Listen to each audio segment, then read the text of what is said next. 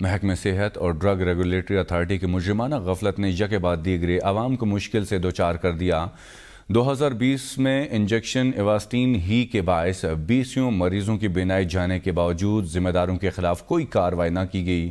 حالیہ واقعات میں بھی درجنوں شہری اس ہی انجیکشن کا شکار ہوئے اور ہمیشہ کے لیے بینائی کھو بیٹھے۔ ڈرگ مافیا کو کھلی چھوٹ نے سرکاری اداروں کی کارکردگی پر سوال اٹھا دیے۔